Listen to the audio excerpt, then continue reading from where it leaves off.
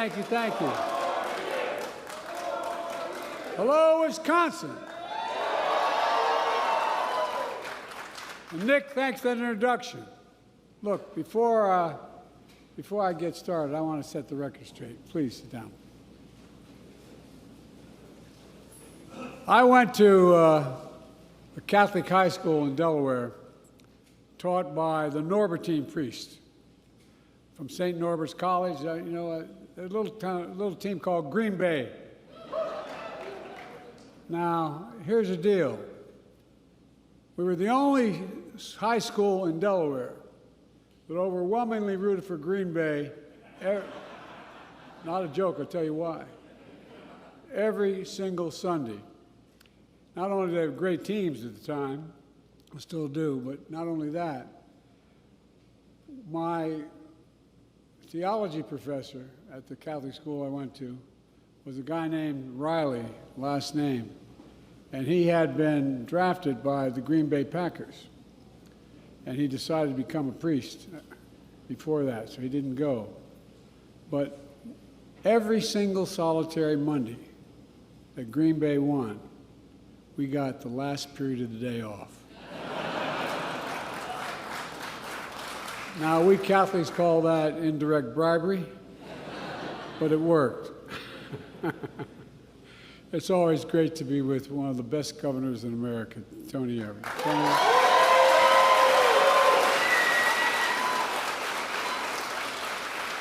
I think of Tony, I mean it. I think of one word, integrity.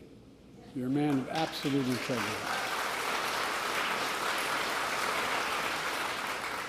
And what I'm really doing, I'm really auditioning for a job with a little company that's going to build something out here. Thank you for the comments you made about what we're doing together.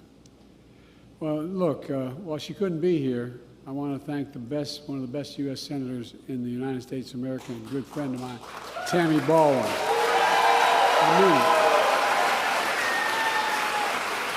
it. You also got a great mayor in Racine, Corey Mason.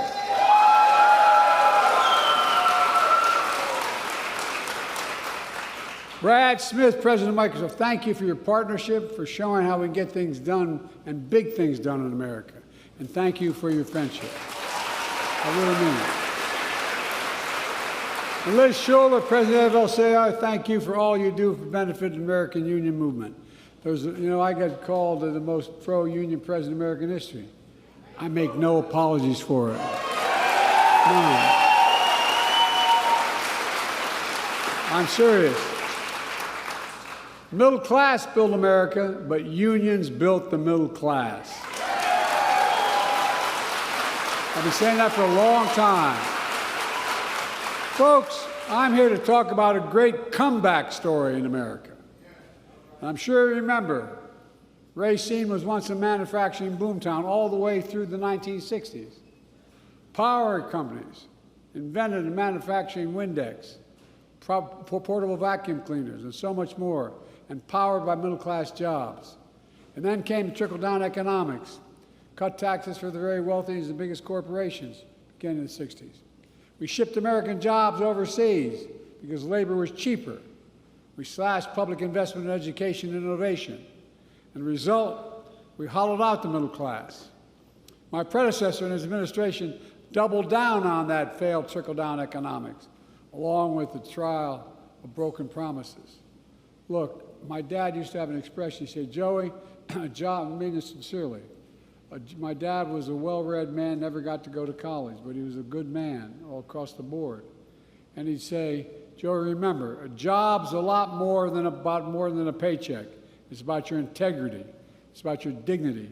It's about being treated with respect. It's about being able to look your kid in the eye and say, honey, everything's going to be okay. In fact, 6 years ago, when my predecessor came to Racine with the promise of, quote, reclaiming our country's proud manufacturing legacy. Well, we had infrastructure day every week for 4 years, didn't build a damn thing. He and the administration promised a $10 billion investment by Foxconn to build a new manufacturing complex, create 13,000 new jobs. In fact, he came here with your Senator, Ron Johnson, literally holding a golden shovel, promising to build the 8th wonder of the world. Are you kidding me? Look what happened. They dug a hole with those golden shovels, and then they fell into it. Look, they didn't shovel other dirt. They did shovel some dirt. 100 homes were bulldozed. They wasted hundreds of millions of dollars of your state and local tax dollars to promise a project that never happened. Foxconn turned out to be just that, a con. Go figure.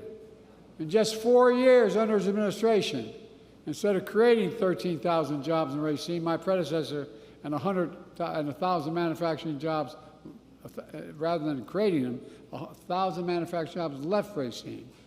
83,500 total jobs left Wisconsin during my predecessor's term. But that's not on my watch. We're determined to turn it around. Thus far, since we've come to office, we've created, and with the governor's overwhelming leadership, we've created over 178,000 jobs in Wisconsin, and we're going to create more here in Racine, and big time.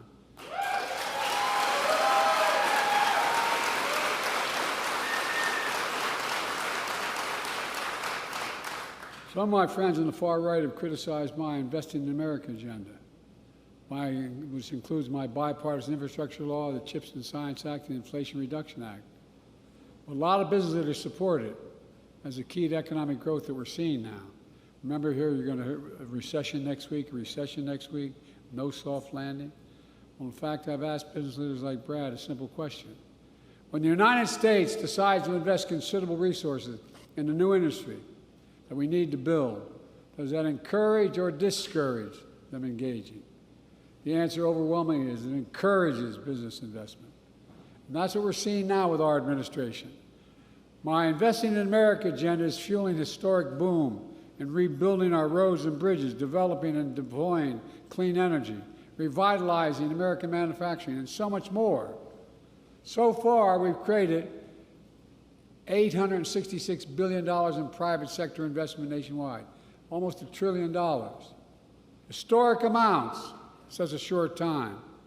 Now it's literally creating hundreds of thousands of jobs, building new semiconductor factories, electric vehicles and battery factories, and so much more, all here in America. Today, it's another example of the private sector optimism. Microsoft, as the President already pointed out, is investing $3.3 billion to build a new data center here in Racine. That's going to help operate one of the most powerful artificial intelligence systems in the world, and I've gone around the world, literally, not figuratively, meeting with the leading architects of AI. It's going to result in 2,300 union construction jobs just to build a new facility.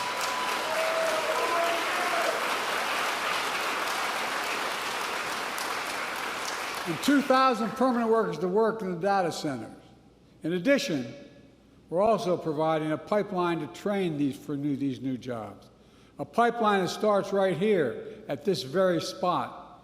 Microsoft is partnering with Gateway Technical Community College right here to train and certify 200 students a year to fill high-demand, good-paying jobs in data and IT at Microsoft's new AI data center here in Racine.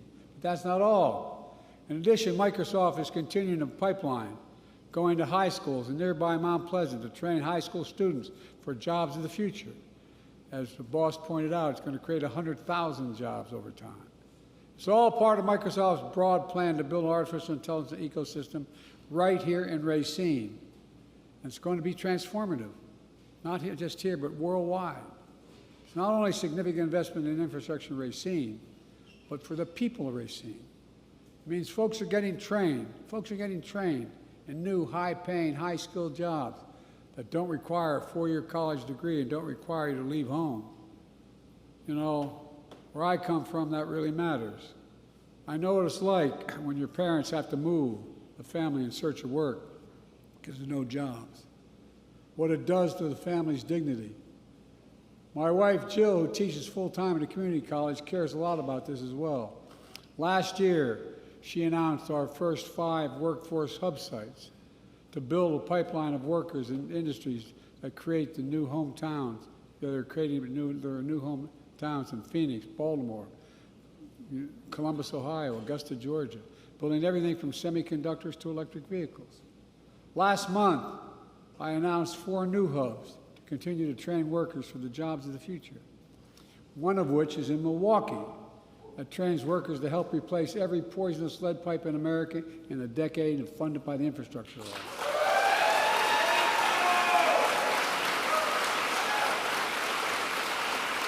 And by the way, Buy America has been the law of the land since the 30s, but it's been ignored by most administration.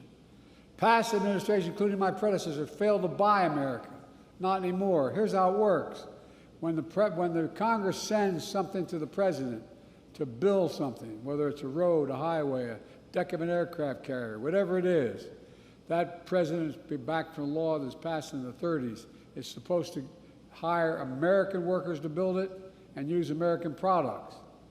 Well, on my watch and Tammy's leadership, federal projects like the Blantnick Bridge here in Wisconsin, it's going to cost $1 billion. But it's all American made, all American products, and all American workers, and it's going to create 10,000 new jobs.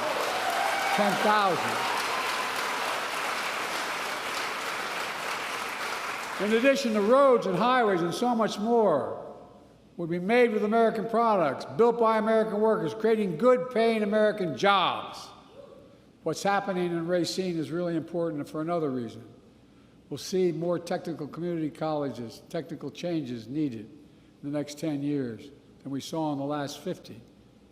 AI is already driving that change in every part of American life, from how we teach and learn to how we solve the biggest challenges, from curing cancer to climate change.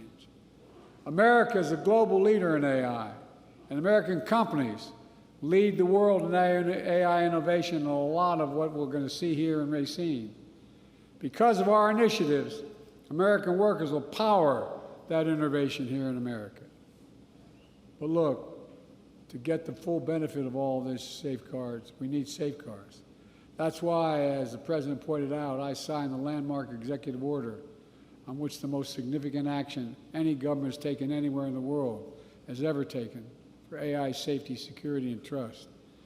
This order helps make sure workers have a seat at the table in determining how these technologies are developed and used. For real. And we'll support workers in every industry by defending the right to a fair wage to organize as these technologies emerge across the board, and they're going to happen. Folks, during the previous administration, my predecessor made promises which he broke more than kept, and left a lot of people behind in communities like Racine. On my watch, we make promises and we keep promises. And we leave no one behind. Since I took office, we've added nearly 4,000 jobs in Racine. As I said earlier, we've added 178,000 in the state of Wisconsin. The unemployment rate has hit a record low in Racine. Racine has seen some of the strongest new business growth in all of Wisconsin. And it's only just beginning. We're seeing a great American comeback story all across Wisconsin, and quite frankly, the entire country. The bottom line is, we're doing what's always worked in this country, giving people a fair shot, leaving nobody behind, and grow the economy from the middle out and the bottom up, not the top down. When that happens, everybody does well. Everybody does well.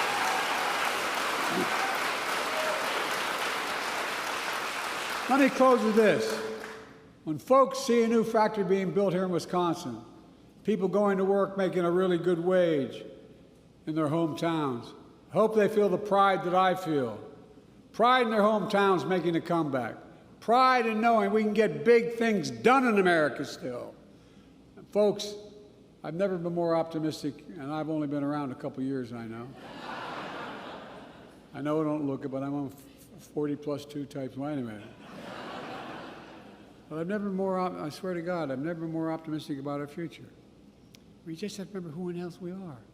We're the United States of America, and there's nothing beyond our capacity when we work together.